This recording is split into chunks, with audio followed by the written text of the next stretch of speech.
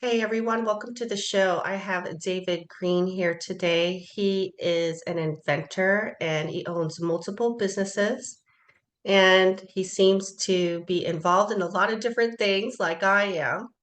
And he's got several stories that he could share with us, but let's jump into it. And welcome to the show, David. Thanks very much. Thanks for having me. Yeah, and he's coming all the way from Israel. Right. I live about a half hour out of Jerusalem. Yeah. Um, and my coming here is actually a story, if you want to hear that one. I was, first of all, brought up in Canada, and I had very, like, almost no religious connection at all. And all I was really looking for was to be successful in the music industry. And I was, 16 years old, and I went out to California at 16 with a friend of mine, and we were, selling our music, and we became staff writers for a company called A&M Records at the time. I don't think they're around now, but then by the time I was 18, we recorded an album with a incredible producer arranger in LA, and his name was Gene Page, and it was an R&B album. And what happened was he was nominated for a Grammy, as he had won in the past. And he asked me if I would accept his award on his behalf. And I was like, wow, what a way to rub shoulders with all the major players there, get in the door. I can just pretend like I'm already successful, and then people want to rub shoulders with me, and I'll get to make all these connections and everything like that. So it was a great opportunity. So I rented a tuxedo, and he had this limousine that picked me up, and I was very nervous about accepting the award, of having to stand in front of thousands of people and millions of people around the world. So this girl I met out there, she gave me two red pills, and she said, "This will relax you." So I said, "Okay." Back then people trusted others a little more than they do today. I would never do that now, but she gave me one red pill, and I was definitely feeling much better going down the highway in the limo, and my feet felt like they were coming, like, sort of like flying up in front of me, and I'm just cruising down the highway. And there was a problem, though, because the second pill, the red dye on the pill, started leaking on my fingers, and I had nowhere to put it. So I thought, if I put it in my pocket with a white shirt, I'll look like I got shot, like a red bleach, like blob on my shirt. I don't think that'll go well in Hollywood. So I couldn't put it in my tuxedo pocket, because who knows what's been in there. So I decided there was nowhere else to put it other than my mouth. So I got, I swallowed the second pill, and I'm heading down the highway. Now my feet are like in the sky, and the anxiety, though, didn't go away for that long. And as I got closer, I just started like praying, God, please make him lose, because I don't, it's not worth it. I'd rather him lose. So thank God he lost. And but because I was nominated, I had the ticket as a nominee. I got to go to this very big party afterwards, which was for all the people who are like real high VIPs, which is really what I went there to do, is to meet these people. And so I went into this big hotel with all these ballrooms with different themes in it. And this one place was like television monitors playing the Grammys. And it was like mainly for like the people who's had their artists perform. They wanted to watch the recording over and over again to just see how they did. And I came from sort of like a snobby jazz background, where I didn't want to sacrifice my artistic integrity for the sake of being successful in pop. I wanted to, like, live up to the artistic standards, but still be successful in pop. And I saw one of my favorite artists of all time there, and he was like what I was running after. I was very disconnected from myself, because all I wanted was that success. And I saw my idol there, and he was sitting there smoking a joint with another artist, and he looked totally depressed. And I took a big breath, and I said, "Whoa, look at what I'm running after. I'm running after being somebody who's depressed. I better stop and turn around and look for happiness and then use my music as an expression of the happiness as opposed to running after the music as if it's going to be something that makes me happy. Because here's a guy who was like, you can't get much more of what I was looking for. And he looked really, really, really sad. So that turned me around in my life. And it was not such a calculation. It was more like a realization, just like an internal awareness that, whoa, I have to go back and be a kid again and go to college. And I went to Bloomington, Indiana, which is a school. It's a very good music school there.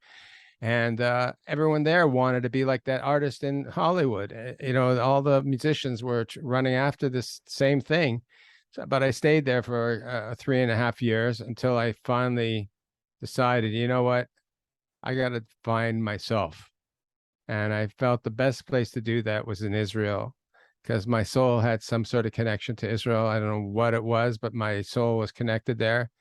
And I went there and I found myself with all these guys that were in what's called a yeshiva, which is a place of study where we explored the authenticity of the Bible, of God, of all kinds of philosophical issues, and I felt so alive and so myself there that my music flourished. That's what I was looking for. I was looking for myself, and that became the basis for the following number of years of looking for myself, being myself, expressing myself.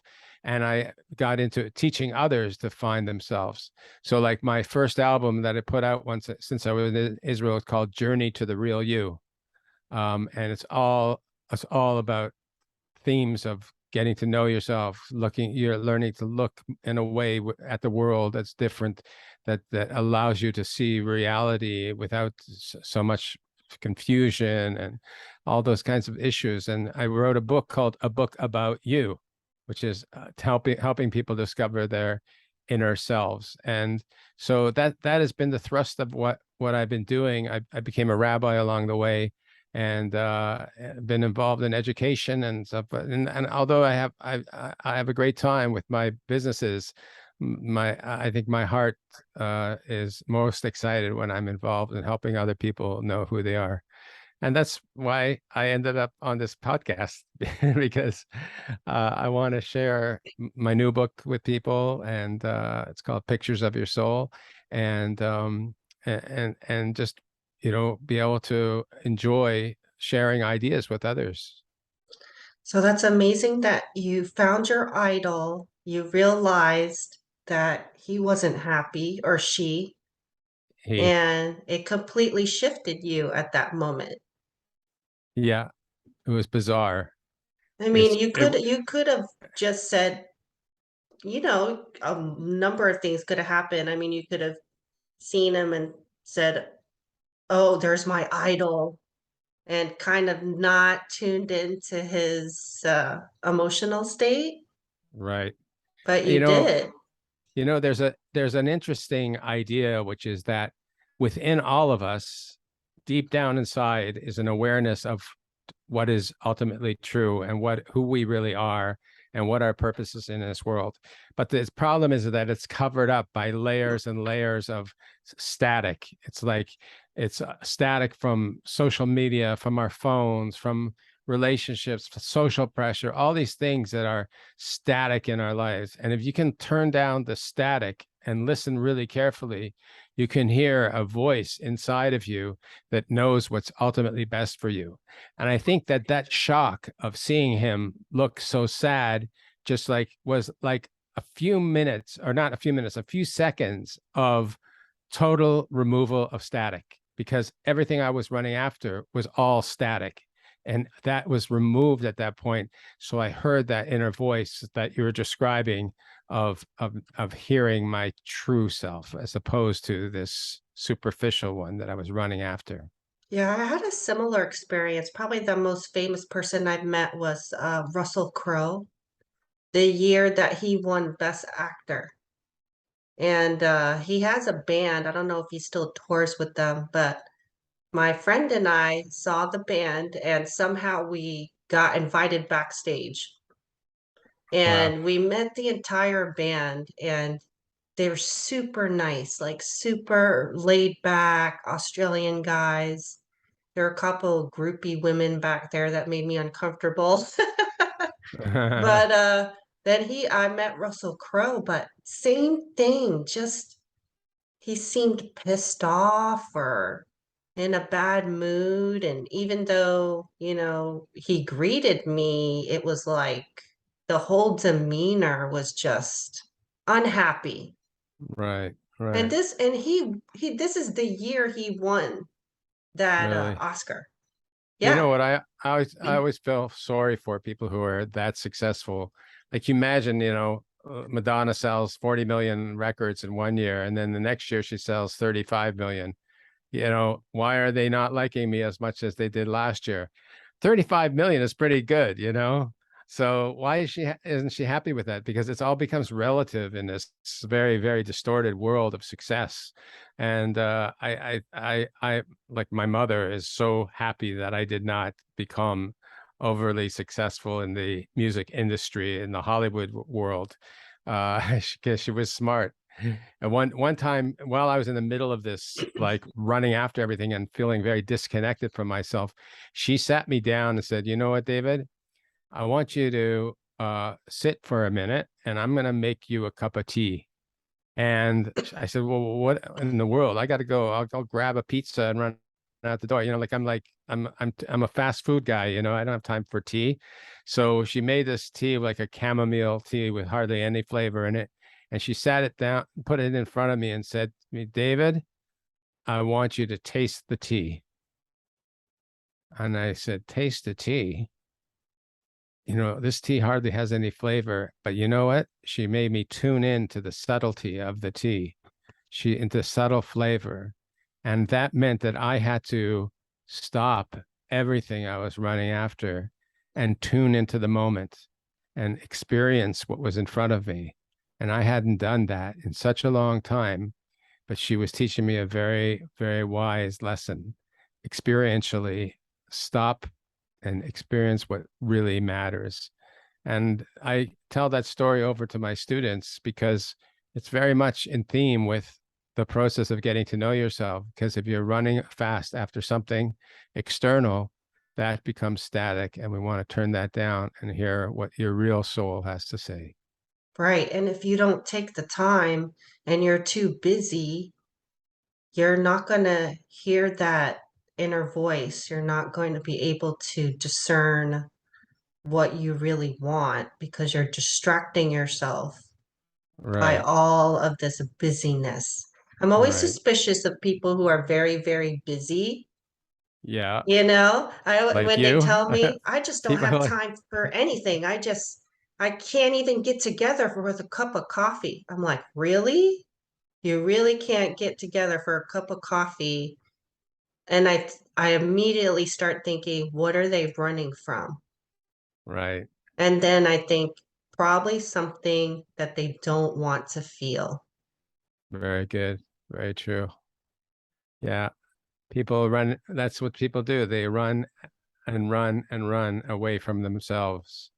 And they need to work through some pain somewhere that it's underneath it all. It's an incredible thing to examine what makes us do the things we do in life. And if there's pain that we have a hard time facing, then we'll do anything to escape from it. But the thing is, if we faced it and felt it, we could move past it. Right. But the Exactly. more we run away from it and resist it, the more it tries to follow us, and we never get rid of it. Right. Right. Yeah. Yeah, it's interesting. The first two words that were said to the first Jew in the Torah in the Bible, to Abraham, were "Lech lecha," go to yourself, and that's composed of two words: go, which means remove yourself from the environment and from the noise that's blocking you from hearing who you really are, and lecha, to yourself, is the proactive part of digging inside and seeing who you are. those are the first two words. Like the first two words are very significant. There wasn't like, and Abraham started to travel and da da da da da. No, the first two words mean there's something very important in those two words, which means that a person we need to do is get away from all that stuff we're doing and listen to that inner voice and try to live that voice as opposed to the voice of all these things that are making us run after all these various things. I don't have a problem with people who do a lot with their lives. I myself do a lot with my life, but I try to take the time out to make sure that I'm not just doing it because I'm running away from something. I've taken the time to go through therapy, through an introspective process. I have a very healthy marriage where we communicate a lot. So I get to reflect on, through my wife on a lot of things that I wouldn't look at unless she were there to help me focus inwards and focus outwards in a positive way. Yeah, so tell us a little bit more about your book. Well, I have two books. One is about who are you, and the other one is more what are you. In that the first one is dealing with primary personalities that are in the creation of the world, that God created the world with attributes. And it starts off where he created the world through white light. And when you shine white light through filters, you get to see all the various components of those attributes. Much like if you shine a white light through a prism, you see all these colors come out of the other side.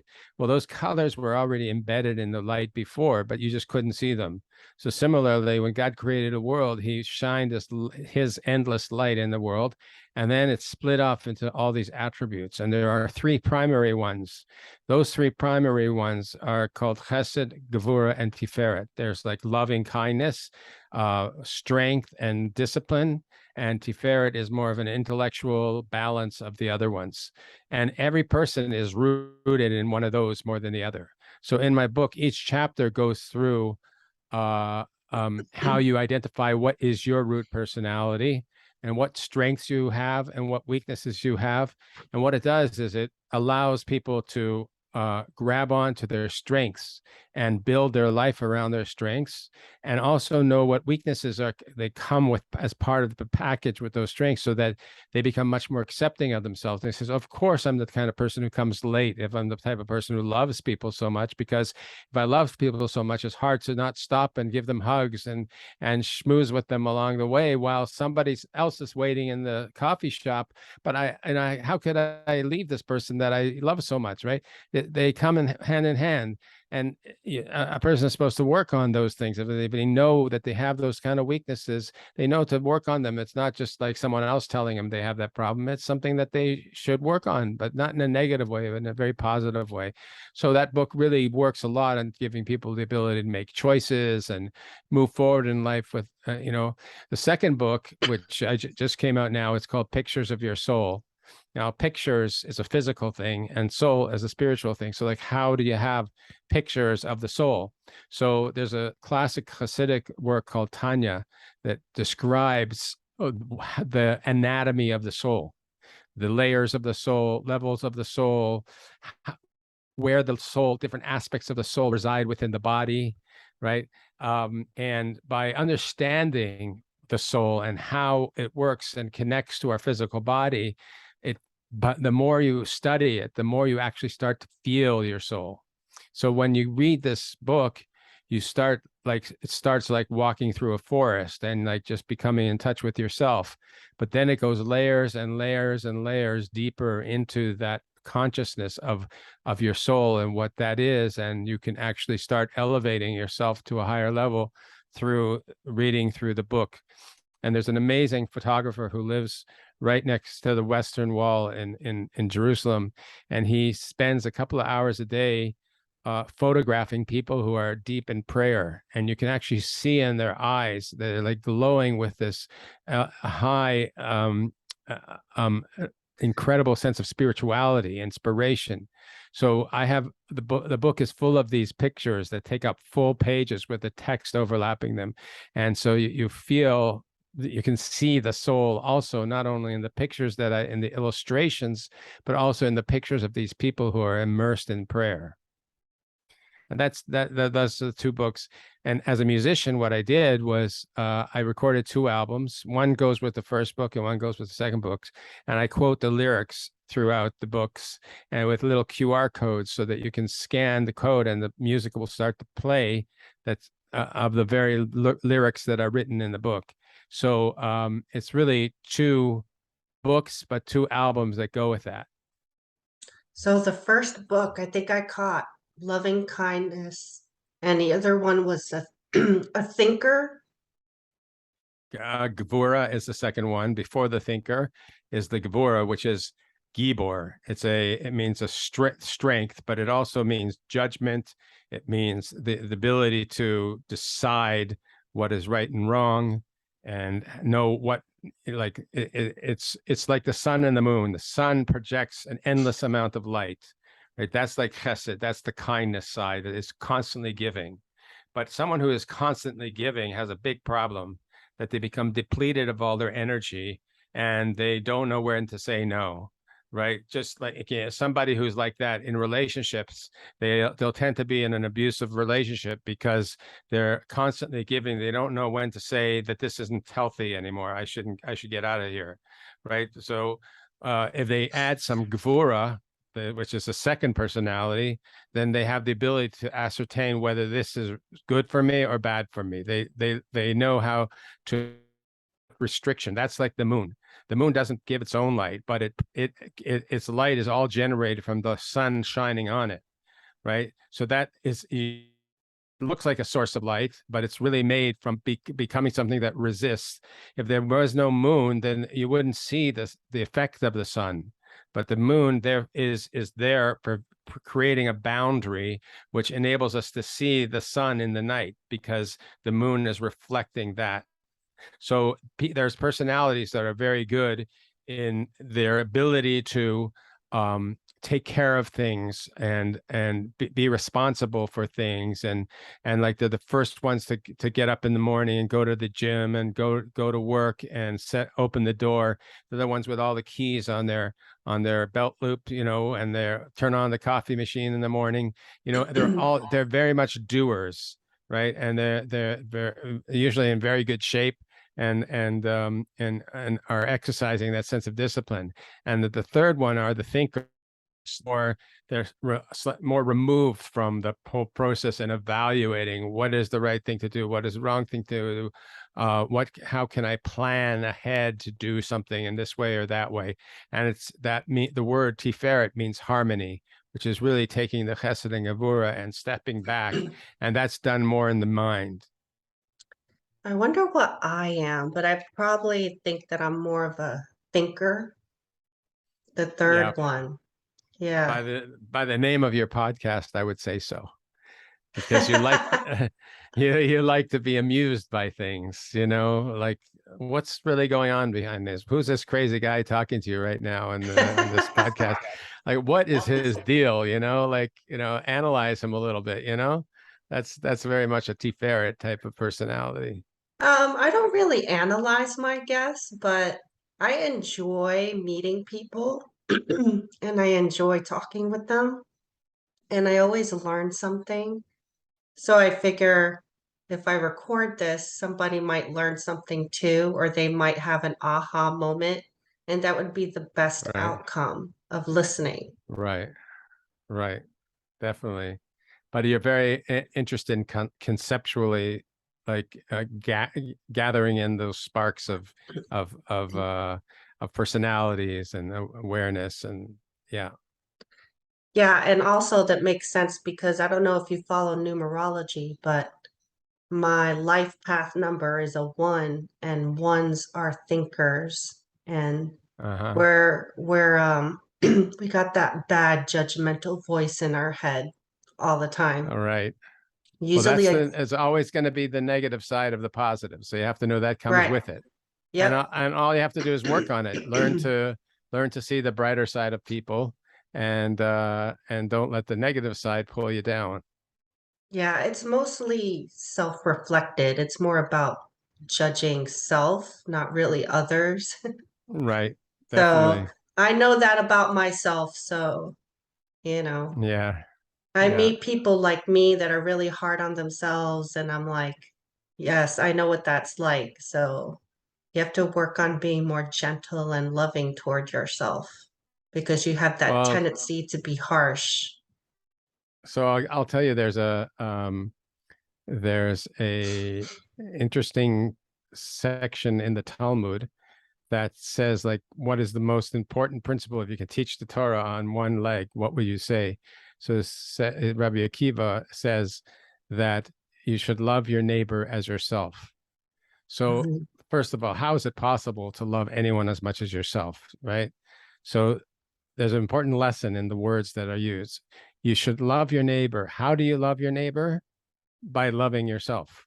If you learn to love yourself, then you're not threatened by other people. You can deal with, jealousy is not an issue because you love yourself. And if you love your neighbor, right? If you want to trust the love from your neighbor, then if you understand that you have value, then you'll trust that they have a reason to love you. I was once teaching this couple, and they seem like the ultimate couple. They're both very good looking and very charming and very outgoing, and but they kept asking me about loyalty.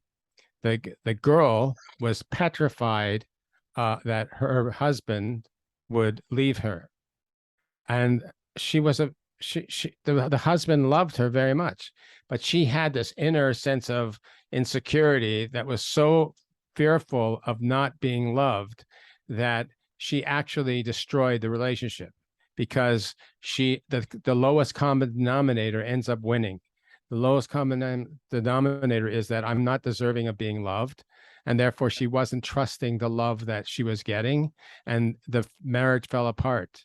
And she that woman actually showed up in a classroom of mine in Jerusalem many years later. And it was sad. It was really, really sad. So the more we learn to love ourselves, the more we trust the love of someone else for us, because I've got a good reason to be loved. My wife loves me because I'm a great guy. That's a very different approach. So love your neighbor as yourself, which is a very famous statement. A lot of people don't know what that means. They think that means, oh, I have to love them as much as I love myself. That's a tough thing to do because we're always more responsible for ourselves than anyone. But if you love yourself, that's going to be the basis for loving other people. And therefore, bashing yourself and the various things that we tend to do to ourselves, the negative voices, we have to learn to see that their self-esteem is something which is based on an absolute, not based on a relative idea of who you are. For example, we believe that there is a soul, that a divine soul, which is what my second book talks a lot about. There's a divine soul within us, which is so precious. It's a beautiful pearl that shines inside. And no matter what you do wrong, that soul is always there. And if you're aware of that soul, then your value has gone way, way up, right? Even though my actions may not live up to it, my soul is this precious thing. And therefore, if I'm not feeling good about myself, I can look and see, well, what is my essence? My essence is this pearl, that beautiful pearl that no one can touch, right? And because of that, voices of self-destructive voices are not real. That's based on superficiality. I One of the classes I taught was called "I'm Such a Jerk: The Art of Self-Destruction," and it's all about how we take voices from our past and allow them to echo through our lives. I see I'm such a jerk. I always make that mistake. I don't know why. I just don't learn my lesson. Those voices we have to learn how to shut out, because we have a law in the Torah that you're not allowed to speak negatively about other people. Why? Because they're also created in the image of God. They're very holy people. Everybody's holy, right? So if you knock down someone else, you're knocking down God's a piece of art, right? That's a beautiful thing. How could you knock down God's piece of art? So why should you be allowed to knock yourself down? You're also a piece of art of God's. So speaking negatively about yourself is forbidden. And yet people think, well, if it's me, I'm not hurting anybody. What do you mean you're not hurting anybody? You're hurting yourself. That's you're a very precious soul that shouldn't be hurt as well. And that gives also it's that gives you the ability to stop those voices of self-destruction, that I'm such a jerk voice from reappearing in your life. I'm just going to turn something off here that's making some noise. So, what are some of the ways that we can turn those voices off? Well, if education is a very important part of it. Um, if you not just to plug my books, but both of those books do help with that a lot, because the first book gives you uh, an understanding of why those voices are there. I'm not, a person should look at their past and see, well, the way my father talked to me, of course I'm going to hear voices that are negative, right? So if you can pinpoint where they come from, it helps to say, well, I was a victim of verbal abuse. And sometimes verbal abuse isn't so noticeable when you're growing up, right? It's not like your parents are screaming at you. You don't need them to scream at you for you to gather a negative impression of yourself.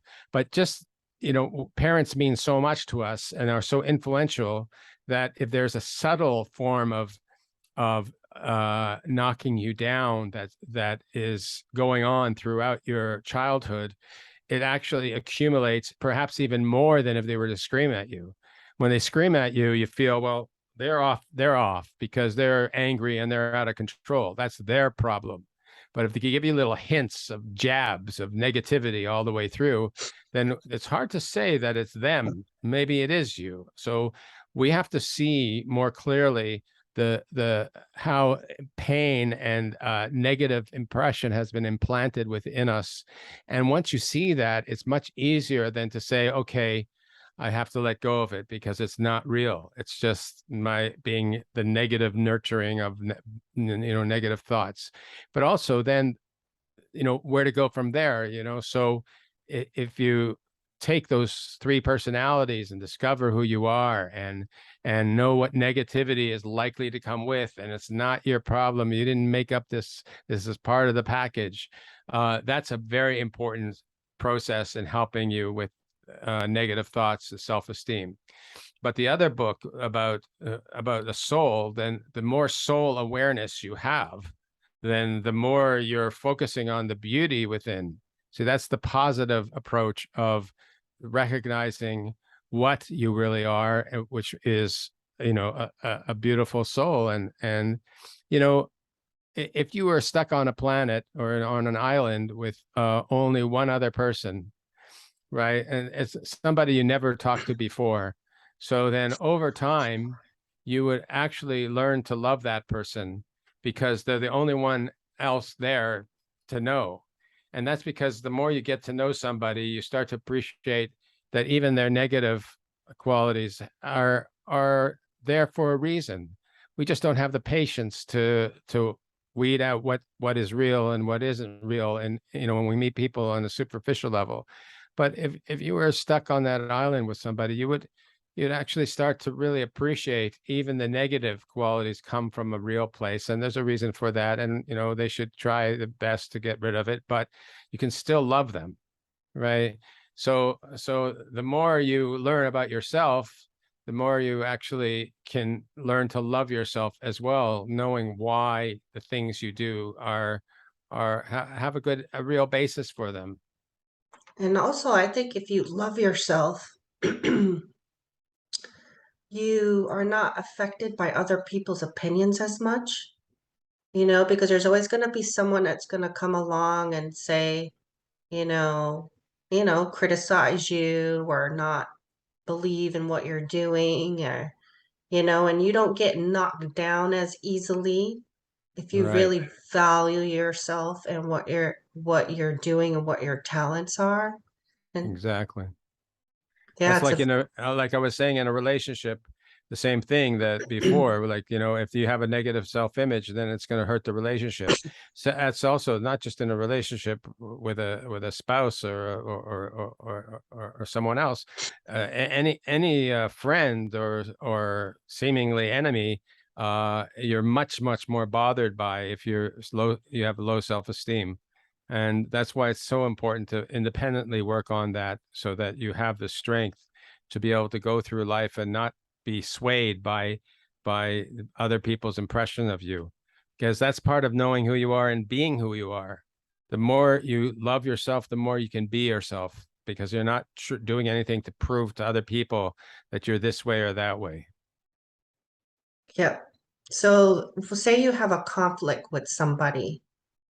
Is it better to face the conflict, to face that person, or when do you know when it's better to walk away from it?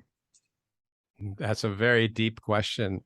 It's actually a big study in Jewish law as to when you are supposed to give rebuke for somebody having done something wrong to you, or even if somebody is doing something destructive and you want to tell them that they're doing something destructive and it's not to you but still you should help somebody from going in a bad direction. On the other hand, it could be that if you give rebuke, that it'll insult them so much that they're going to just get even more angry and not be willing to accept it. So it takes um, a sharp eye to be able to detect within that person whether they're willing to accept the rebuke. If somebody is not willing to accept rebuke, if you think they won't take it, then you should not pursue it because you're just going to create more friction. But if you see that a person has stability, right? If they do love themselves, and not superficially, not just they walk around with a big ego, but rather because they do have a sense of balance, they're grounded. So that's the type of person you can give rebuke to and say, you know what? I really respect you. I know you have a lot of qualities. I really appreciate our relationship, but I just want you to know that when you said such and such and such, it really hurt. And I don't want to carry this around with me and interfere in our relationship. And I just wanted to talk it out with you. And hopefully they'll come to apologize for that. But you, again, have to be very careful to make sure that when you say it, it's the person has the ability to apologize because a lot of people don't have that ability because they don't love themselves enough to apologize. It feels like when I apologize, I'm taking away from myself. But on the really it's the opposite of that. That when a person is willing to apologize, it means they love themselves. That they don't feel that they're removing something from themselves by apologizing, but rather they're sharing something very positive. I think that's a good point because I've struggled with like deciding whether I should confront a person or just walk away. And I think that's a good point on whether you think they will be open to what you have to say. Because I've had conflict with people and it simply ramped up the energy of it, almost like they became a pit bull and they just went after me. And Right. I kept saying, I'm done with this conversation. I really don't want to talk about this right now because I need a timeout because I'm getting emotional or upset. And this person just kept at me. And the problem with that is it ruined the friendship, because Right. she just wouldn't back off. She wouldn't give me space Right. to think or calm down or process. Well, there's another very important lesson that I learned. Um, I had been in a major conflict with somebody, an employer who that that totally misunderstood something that happened, and I was deeply hurt by it. And I went into somewhat of a depression, and I saw a psychiatrist about it, about the depression, and I told him what had happened because that was obviously affecting the depression as well. And then, like a few months later, I saw him again, and I told him I'm something about my suffering from the same thing, and he says, "Are you living in the past?" And he was pointing out that I was carrying around with me all this baggage about what someone had done to me, when the true thing to have done is to let it all go.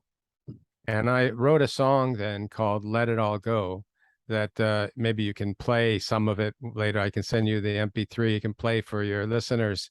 But it's all about, is a song that I wrote to myself. Like, I want to see you smiling, right? See the little life that's on the way. And the chorus is Let It All Go, right? And it's, there's no living in the past, right? If you're living in the past and carrying around that, there's no future living in the past, right? That's the song is all about, like, taking that friction that you have with that person and recognizing, if it's not going to be resolved, then not only did they hurt you before, but they're hurting you now, and you're taking that pain into the future. And that's your choice whether you want to take it into the future. If you need them to remove that pain from your life, then you are becoming a slave to what happened. But if you want freedom, then you have to be able to say, you know what, they've got their problem. They don't have the ability to say sorry. They don't have the ability to accept the reality of what took place. But I'm not going to be their psychiatrist and try to get them out of that headspace. It's too complicated. It's enough to have to deal with my own problems, never mind try to solve theirs. And therefore, I have to move forward in life. And if you're living in the past and dwelling on it, you're the one creating more and more pain in your life because you're not willing to let it all go. And I listen to that song sometimes, and it brings tears to my eyes because it's like that was such a big part of my life, and I thank God I finally let it go. And I saw that person, and he was actually very friendly and warm to me, and I realized, this is in my mind, and like Yeah. I don't have to carry that around with me. That's such a pain. Yeah, it's so true. It's crazy that our version of the events could be very different than the other person's too. Because and I think this is why it's important to reach out to people if you're still connected. Because I remember, and when I was in middle school, I got into this big conflict with my friends, and I ended up losing my big circle of friends and only keeping one. Only one friend stayed with me. And I've had been in touch with some of these friends later on, and I actually reached out to one and I said, "Do you remember when this happened?" And she remembered different things than I did. Yeah, Almost, yeah, I mean, I was deeply hurt by it, but at the time she had been depressed, so she wasn't really cognizant of anybody else's feelings, I think. right, And right, she had a different take on it, and I was like, wow, it's just so interesting right. um how that happens. And then sometimes I had another childhood friend apologize to me because apparently she just dropped our friendship and I didn't realize it. And she said, Yeah, I think I owe you an apology. And I was like, for what? right, She's like, well, we were in the same school, and then she left the school because she didn't like it. But at that time, she stopped talking to me. But to me, I thought it was because we went to different schools now. I right, didn't think it was a deliberate thing from her, but it right. was deliberate. And she apologized for it. And I said, you know what? I didn't even, I didn't even realize that happened. Right. That's amazing. Now, two people could have a relationship that are coming from such different places, and our emotional memory just hangs on to the piece that we thought, our part of the deal. but it's a if we try to, you know, have the courage to reach out to these people and see where they're really at, often it's so different than our original intention. Another thing that happened to me once in my life, I'll tell you, is a bizarre thing that also changed my perspective on other people and on myself. When I was in college, so I was at a party and in music school, we used to like the parties were like people lied on the floor and put on Beatles' White Album and blasted it and got rather intoxicated, and that was our parties. And so I remember I got up and a friend of mine, and we got out and started walking on campus, and suddenly a song came to my head, and it goes like this: I got a purple stain all over my brain, purple stain, and just over and over again. I got a purple stain. And I had no idea what I was saying, why those words came to my mind. But years later, when I was living in Toronto for a while, I had a seizure. I at like at 6 o'clock in the morning or something, I had a seizure, and the fire department came, and I just remember a few flashes, other than waking up in the hospital, and they did a number of tests on me, and they told me that I had a brain tumor, and I that changed my life because like talking about doing a lot of things and people who have hurt you and um, other different challenges that you may be facing in your life. When you think that you may only have like a month or two left to live, then all those petty things become erased from your emotional makeup. You know, like who cares about how this person may have hurt you or not hurt you if you only have a couple of months to live, right? So I walked around in this state of looking at the world from the point of view of wow, what really matters? And my relationship to myself, my relationship to God, my relationship to my family and close friends. I wasn't out to save the world anymore. I was out to just experience whatever I could within the short time I had to live.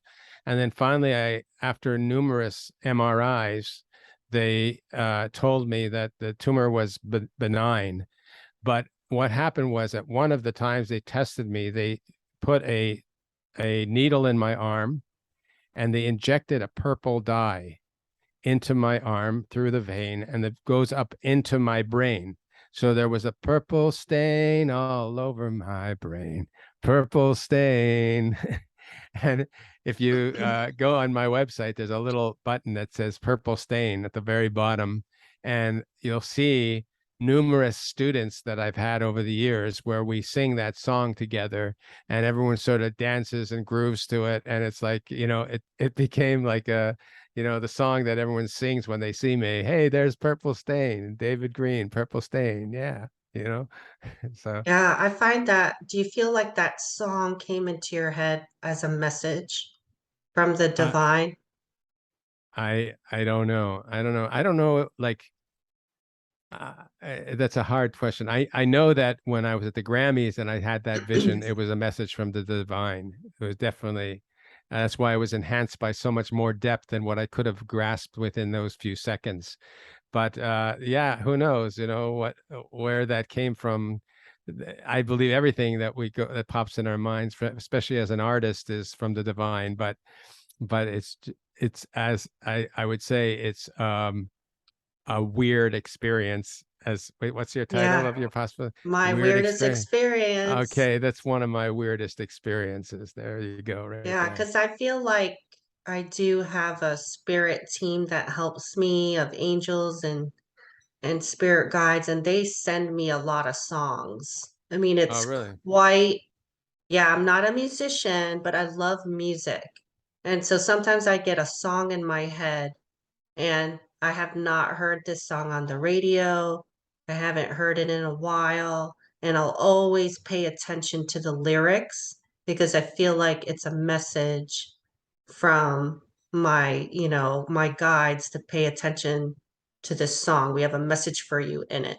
And I don't always figure it out. I don't always know, but I at Well, least I'm aware of it and I make a note of it. Well, what I would do if there's a melody that comes with it, especially, you take out your phone and you put on that record app and you sing it into the phone so you have it recorded, and then you don't have to worry about remembering it. And then your mind is free to analyze it rather than remember it. So I Yeah. do that all the time. I have on my phone, I have like, tons of songs that I wrote in the car on the way somewhere, because often the creativity flows when you're not trying to make it flow. When I sit down to write a song, that's the hardest Yeah. time to write because I'm forcing it out. But when it's inspired just from God bringing that melody into my life, that can be while I'm driving down the highway. Usually it's a popular song. So recently it was Nikita by Elton John.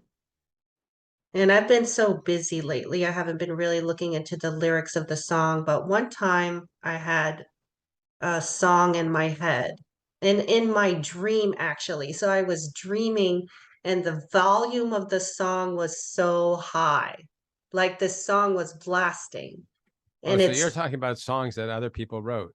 yeah, Oh, I yeah. thought you meant songs that you that came to you that you were writing by giving gift. No, I see. Uh-huh. That's no, why I these was are, talking about recording them. yeah, these are other people's songs. And so Uh-huh. this particular song was Three Little Birds by Bob Marley. And the over and over again, he says, "Don't worry about a thing. Everything's going to be all right." And Right. I was in the dream sleeping, and I woke up and I knew that was the message. Right. And I said, "I'm not worrying that much." Mhm. I was like, I get it. I get you're saying don't worry. I was like, I don't think I'm worrying that much, Right. but now that's kind of my song, like my spiritual song. Right. Yeah. Well, you got to listen to my Let It All Go. Maybe that will be one of yours also, because it relates a lot to the things we were talking about. Yeah, if you send it to me and I have your permission, I can use a clip at the end of the episode and everybody can hear it. Right. So Okay. that would be Yeah, great. I'll send you a Dropbox link to all my songs, and you'll be able to get it. But Let It All Go is the one that I think you should really meditate on a little bit. All Uh, right. Well, you David, it's know, been really fun talking to you. I think it's really important to talk about this stuff. I think we just were not taught how to love ourselves. We were not taught how to communicate, when to confront, when to walk away. I think that's really important for us to learn no matter what age, you know? And so, yeah. can share with the audience where they can contact you and find your books. Okay. The best place to go is realuproject.com. My whole project is called Real You Project. So the website is realuproject.com. And if you want to listen to my music, I have two albums on all the streaming channels: Spotify, Apple Music, Amazon, all these companies. But you have to say David H. Green. If you type in David Green, the history of my life is that there's too many Davids and there's too Yeah, many Greens. So David H. Green will give you my two albums, and they're both very different type of styles on them. The first one's much more a lot of electronic music involved, and the second one's more acoustic. But there's a lot of soul in both of them, and a lot of the ideas we talked about on this podcast are in those songs. So please enjoy them. They're on my website too if you want to just get a taste of them. But it's better just to go to these streaming sites to listen. great. Thank you so much, David. My pleasure. Thanks for having me.